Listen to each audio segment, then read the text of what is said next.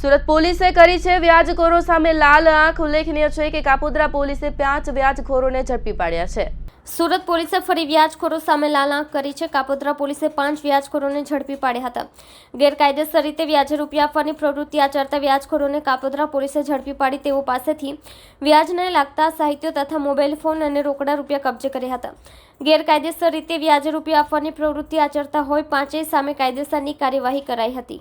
ગઈકાલે Kapodra police station દ્વારા ગેરકાયદેસર રીતે વ્યાજનો ધંધો કરતા વ્યક્તિઓ પર કાર્યવાહી કરવા માટે એક સ્પેશિયલ ડ્રાઈવનું આયોજન કરવામાં આવેલું, જે અંતર્ગત કાપોદ્રા પોલીસ સ્ટેશન વિસ્તારમાં આવેલા નાના વરાછા, ગાયત્રી સોસાયટી, બાલમુકુંદ સોસાયટી, આ બધી સોસાયટીઓમાં શાકભાજીની લારીવાળા, રિક્ષાવાળા સામાન્ય રીતે ધંધો કરતા હોય છે, જેને ઊંચા વ્યાજે ગેરકાયદેસર રીતે અને વ્યાજનું લાયસન્સ ધરાવતા ન હોવા છતાં ઊંચા વ્યાજે 5,000, 10,000, 20,000, 25,000 ઊંચા વ્યાજે દેતા અને ડેઇલી કલેક્શન કરવાની ડાયરી સાથેના આરોપીઓને પકડવા માટે ખાસ ડ્રાઈવનું આયોજન કરવામાં આવેલું, જે અંતર્ગત છેલ્લા 2 દિવસથી ખાનગી રીતે માહિતી મેળવવામાં આવી કે ક્યાં કઈ જગ્યાએ આ લોકો આવે છે અને આવા ગરીબ માણસોને ખોટી રીતે વ્યાજના પૈસા આપી અને હેરાન પરેશાન કરે છે। જેના અનુસંધાને કાલે કાપોદ્રા પોલીસ સ્ટેશન દ્વારા જુદી 3 ટીમો બનાવી અને જુદી જગ્યાએ નાના વરાછા, કાપોદ્રા રૂક્ષ્મણી સોસાયટી વગેરેમાં રેડો કરી અને કુલ 5 આરોપીઓને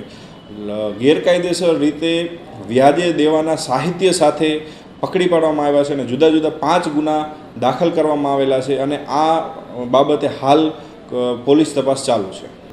આ કામે કુલ આ તમામ પાસેથી 60,000 રૂપિયા જેટલો રોકડ મુદ્દામાલ અને મોબાઈલ અને જુદી ડાયરીઓ કે જે ડાયરીઓમાં ડેઇલી પ્રમાણેનું આ લોકો કલેક્શન કરતા હોય છે એ કબજે કરવામાં આવેલ છે।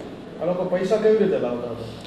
એક આરોપી બે આરોપીને પૂછપરછ કરતાં પોતે એવું જણાવેલું છે કે અમે ફાઇનાન્સ કંપનીમાં લોન લઈને વ્યાજે આપીએ છીએ, એટલે પોતે પણ ફાઇનાન્સ કંપનીમાં લોન લે છે અને વ્યાજ કરે છે અને સરળતાથી પૈસો કમાય છે અને ગરીબ માણસોને હેરાન પરેશાન કરે છે। આ રીતની હકીકત આ સમગ્ર કિસ્સામાં માલુમ પડેલ છે।